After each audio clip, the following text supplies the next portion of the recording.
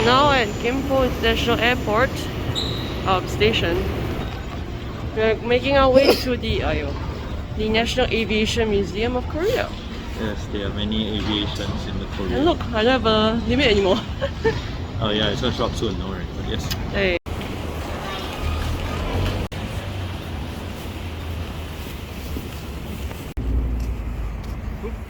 We found the Korean National Museum of Aviation. I don't know how you call it. Korean Aviation National Museum, something. Korean National Aviation Museum. National Aviation Museum of Korea. Alright, well, looks nice and cute. See what's inside. It's a big See if my ground. storage goes boom, boom, boom again. Yes.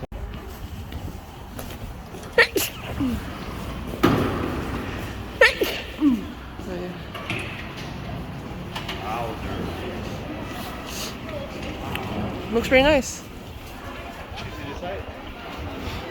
Wow. Exhibition hall. There might be English, but are you excited? Yeah, I just want to see what's up. It's like ancient flight, so it's not very relevant to anything. Just see Leonardo da Vinci designs this is how humans have pioneered thought of flight. So, wow, this is really nice. Yep, that looks actually fantastic. Makes hours of crap. Aviation has a lot of biplanes and even triplanes. What these mean is 2 wings or even 3 wings. So the reason for this is because planes in the past didn't have very powerful engines. Engines were really weak. Planes were trying to gain as much lift as possible. And what this meant was you had to have multiple wings. Now the reason why as aircraft progression progresses, you notice that you go down to a singular wing is also a change of materials. So you go from cloth and fabric to aluminium and steel. No, not necessarily steel, but mainly aluminium. The reason for this is because engines got stronger, planes can go faster, so you can carry more weight.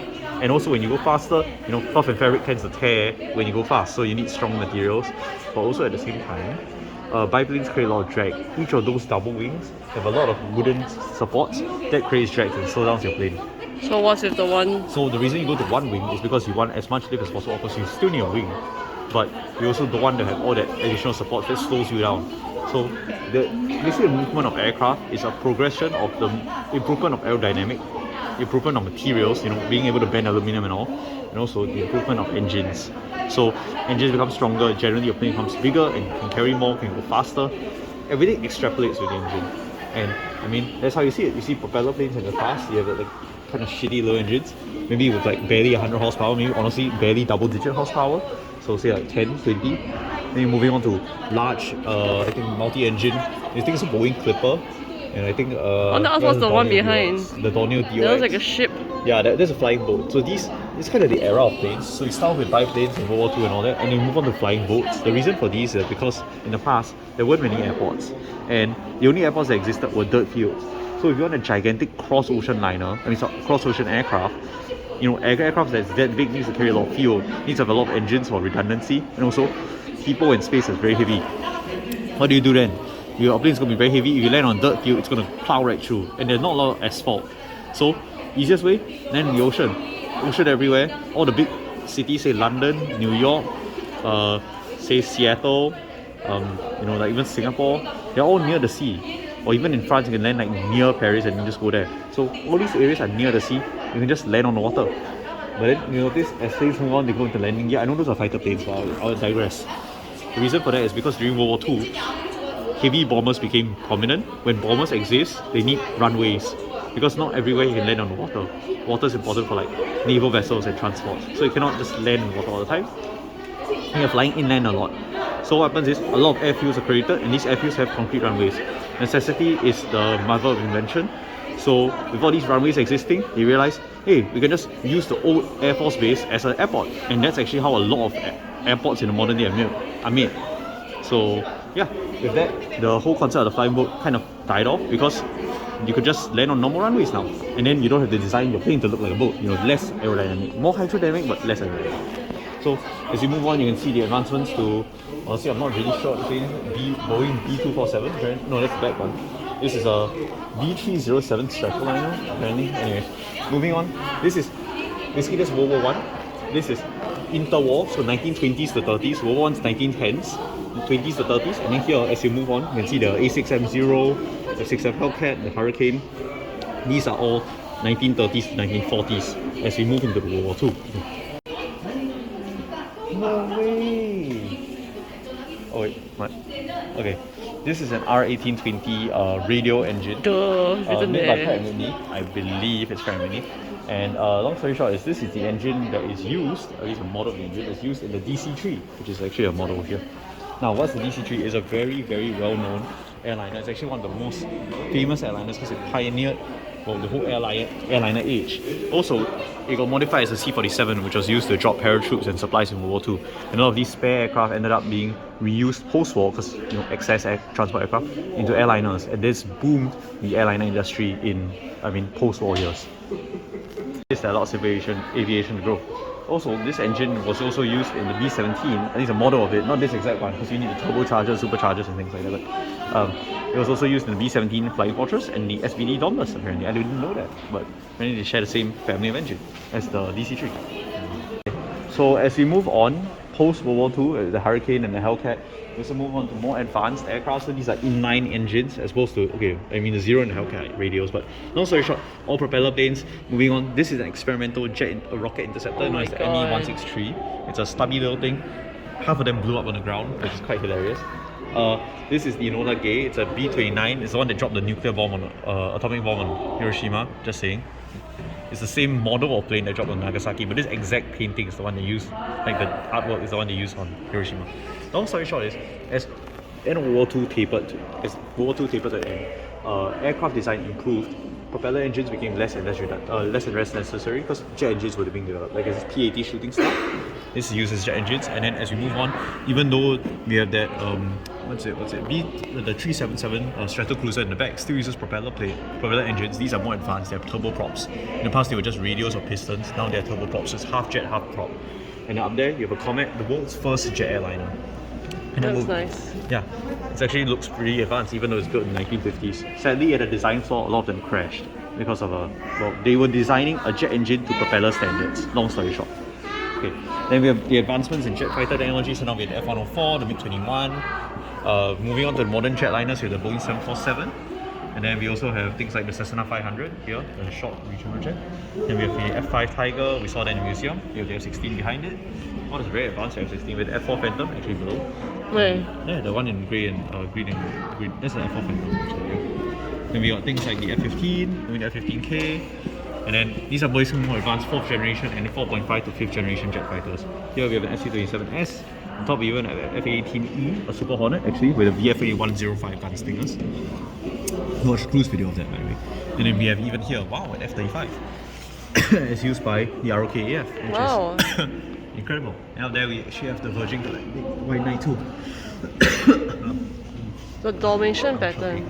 Yeah, basically this advancement of technology you can see from the early days of boxy fighter planes to modern fighter planes, as well as airliners. None of these are to scale. As what I mean by that is they are inconsistent scaling over the place. Your airliner is smaller than a jet plane and all that. And then we move from propeller planes to jet planes. So this is the development of jet engines. The Whittle engine is a replica of that, I guess. So basically it's how air can be compressed and then heated and pushed out the rear from the front. It's comes in cold at high altitudes, gets sucked in, compressed, heated, and it gets ejected out the rear at higher speed. This creates thrust. And instead of using a big fan blade, because a blade can only spin so fast, and inherently mechanical drives will start to break apart. That's why propeller planes are just limited. As well as having a huge fan in the front, it creates a lot of drag.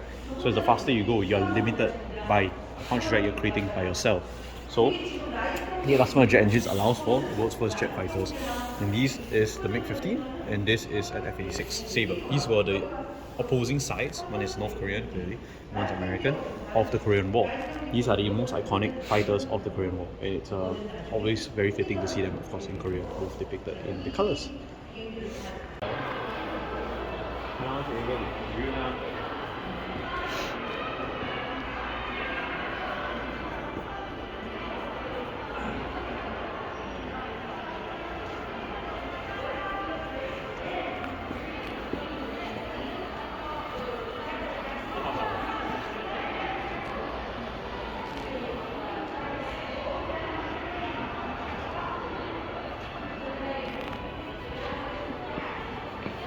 guess, actual aircraft used by the Koreans, whether by the Air Force or their training crews, or even just with airliners even. So what we have in the front is a P-51 or F-51, I guess, in the time the Koreans would use it. I believe it's a T-6 Texan. I'm not really sure what plane this is. It looks like a, I don't know, Fokker D7. Okay, I have no idea actually. But this, I believe, is a Curtis Jenny. I think it's a Curtis J Jenny. I can't see the sign. The standard J1. I didn't know what it was, but apparently it was used as a trainer aircraft, and probably I think the first aircraft used by Korea, because it's very iconically built, and they don't save these spaces on it. I mean, it's just the difference in flight gear from the past to the present. So in the past you used to have, I mean honestly, it's still overalls, and then you have your Midwest life jacket, just in case you ditch in the sea. At least you have a life preserver. It will inflate, of course, when it's flying. It's not. You got your goggles and your headset as well. And modern times, you run into much more advanced. You have G-suits, which is not actually included here, but anyways, the overalls, you still have a G-suit, and then of course you have an oxygen mask. And even in the past you have oxygen mask, that's correct, but this is more advanced. There's your radio and everything inside. That one too actually, but it's more advanced anyways. You have integrated sunglasses, and then even more advanced version of this will have a what's called Joint Helmet Mounted Queuing System, JHMCS, where you can look and it will actually show your HUD where you look. Anyways, in other survival gear, just check. There's the cross section. Cross section of the 747, actually used by Korean Air. So you can tell they're very proud of their aviation heritage. Singapore Airlines, no way, all money only. The real engine used by the P-51, F-51D Mustang up there. So Whichever one, I can't feel. This is a inline, I believe, V12. I'm not really sure. It's an inverted V. They want to use in F1 engines V12. No, used to. Now they use V6. But yeah, V12 engine. This thing will output close to about 1700 horsepower, I believe. So there's a lot of horses from this engine. What? Yeah, and I mean the wonders of American ingenuity are that they can produce this even up to like 30,000 feet. Or maybe not 700, maybe like 1500 horsepower. But basically, these aircraft would fly really high up. I'm talking about the same altitude as our modern jet airliners, around 30,000 feet. So the pilots wear oxygen masks and flight suits and everything, bomber jackets and all. And I mean, that's why it's called a bomber jacket. And they'll literally fly and dogfight at those altitudes. And the engines and of course the pilots as well were gasping for air this entire time. So these engines had to be modified with turbochargers and superchargers of just the pilots with oxygen masks. And so honestly, just be breathing in that thin air and surviving. And these engines have to output that much power. I mean, just look at the gears and all that. It's like a mechanical engineer's dream. So it's honestly just phenomenal. Look at all the parts and all this. And this back in the honestly probably originally developed in the 1930s. That's almost 100 years ago. Wow.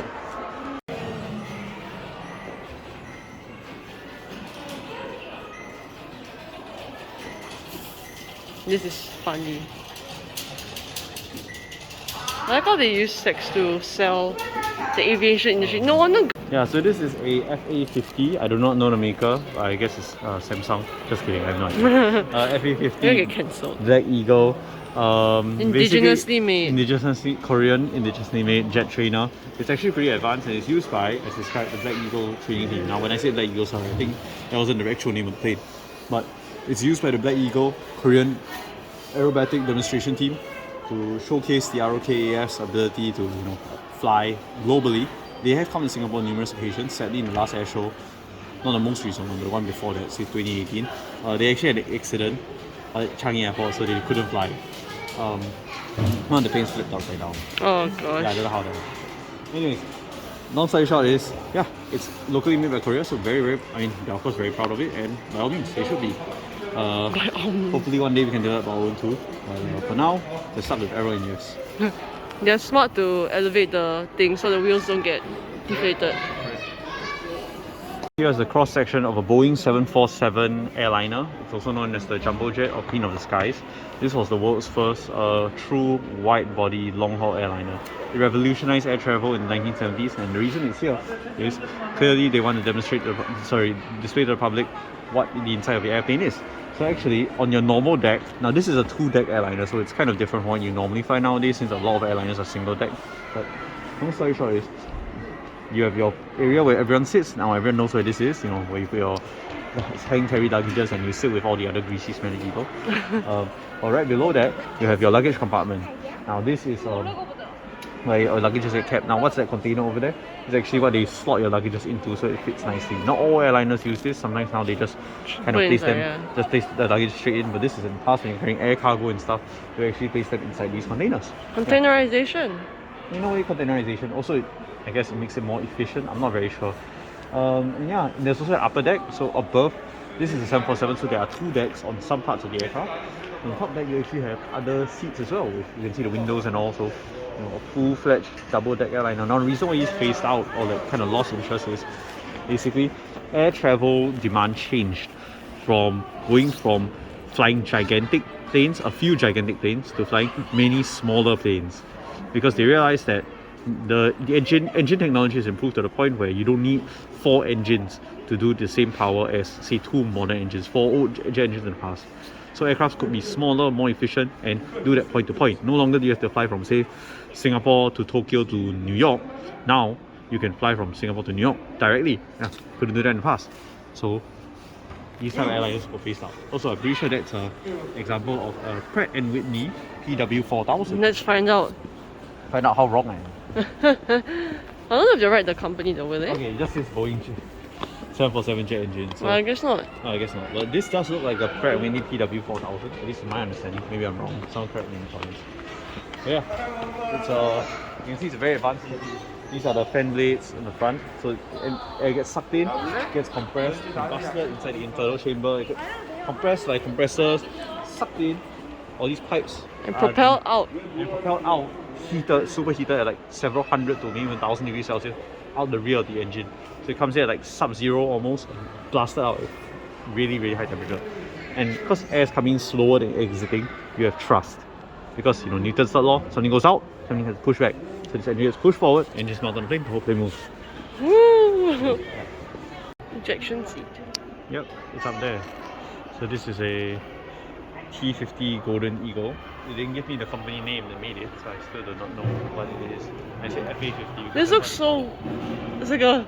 This is not a real missile. Yeah, it's not as good. Oh. It's not a dummy missile either. This is actually a McDonnell Douglas F5 Tiger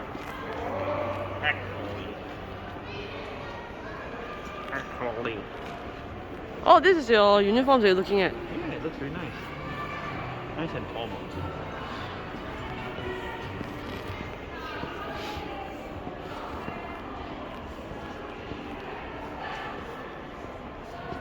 And you have the models.